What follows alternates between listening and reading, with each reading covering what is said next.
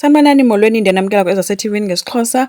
uKwenzo ke uhambile wokhonfronta uyise ethi udam ayommangalela kula magqwetha akhe anukayo nje kutheni. Njengaye uthe kaloku wena wenza ii-designs usebenza eSibalikhulu. Loo nto ithi wena wawubhatalwa ngokwenza ezaa designs. So ii-designs zezasesibalikhulu. uKwenzo kuye wambuza uba nezi ndandizenze noSibongile ii-designs nazo zizasesibalikhulu. Njengaye ngokusa ethi ncu, unyana madoda unguClyde ukhathazeke ngobhoni wakhe. uKwenza ngendlela ebecaphuka ngayo uthe kuyise ingathi ikhona into afuna ukuyibona, phofu emkhombe nditsho ngomnwe kungene uPhetheni ke.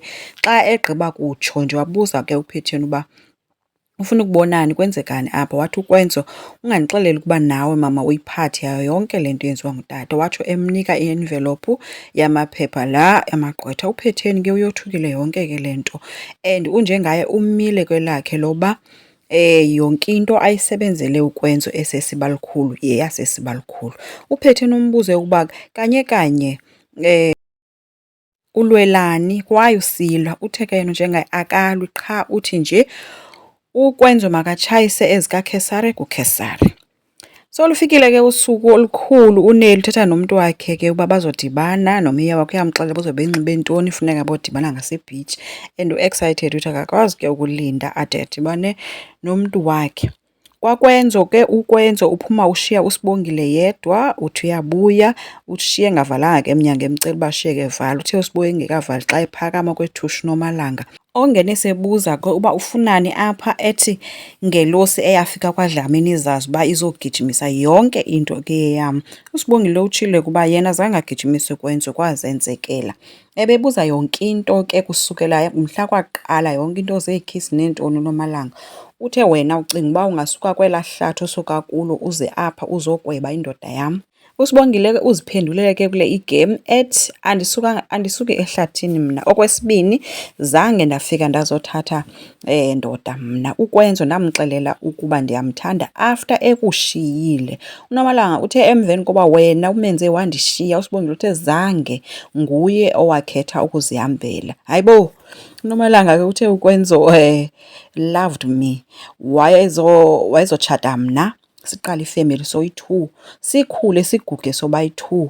Kwaske kwafika wena wabulala amaphupha wethu. uSibongile umxelela uba ke leyo zange ndiyenze ke mna. uKwenzo wazikhethela uba ufunani and nawe uyatsho uba wayekuthanda akasakuthandi ngoku. And ndiyaxolisa ngokuxelela leyo into.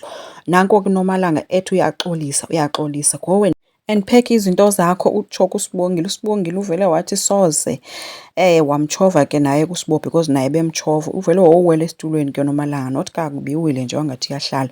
Nanko ke zama ukhulula isihlangu caba uzawubetha uSibongile. uSibongile uyambuba wenzani. Nanku uNomalanga ezithathu ezijula phantsi xa ebona umthinzi kaKwenzo usiza uzongena ngasemnyango, waziwisa exoka ethi uSibongile undiphushile. uKwenzo naye uthi and then Sibongile kwenzekani? uSibongile uvele wathi hayi bandla. uKwenzo umthe ntsho ke uSibongile caba urhalela ukubhiliva uNomalanga kunoSibongile, naye akazi ngoba bengekho. Kwanjengaye ke uPhetheni nonjengaye bayaphikisana bodwa ke ngoku. Omnye ubuza omnye uba ungade umenze le nto na unyanakho, ethi ngcono uvele umbulale ke lo mntana xa kuqala uba ungade umtrithe ngolu hlobo. Unjengaye uthe uKwenza kufuneka afunde isifundo. uPhetheni uthi okusalayo ama-designs njengawakhe ayizutshintsha loo nto. Unjengaye uthi njani wayewenze esebenzela iSibalikhulu, yonke into uKwenza yenze lapha belongs to iSibalikhulu.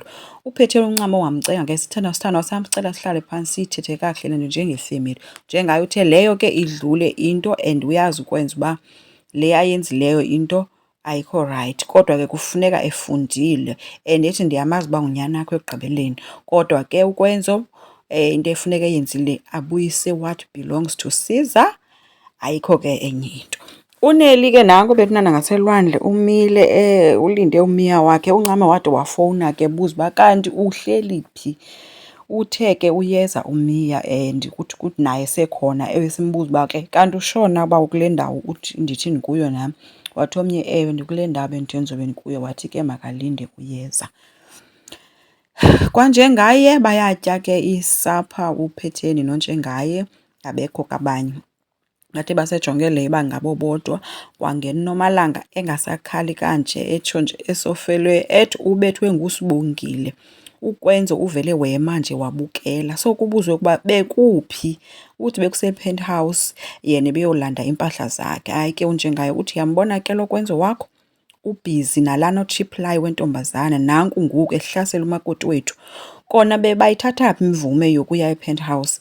Uthe ke hayi ke ngoku tsibe ilitye likaphungela. UNomalanga usesifubeni ke ngoku sikaPhetheni, uPhetheni uyamhaka uyamthuthuzela. Kodwa ilihlo lakhe limane ligxelwe njengayo because uyawubona uba umlilo ubasile yena and ke ngoku uyavutha.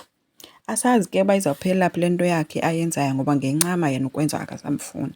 Enkosi, ngicela siqhubeke, subscribe, silike, singakhomenta futhi. Bye.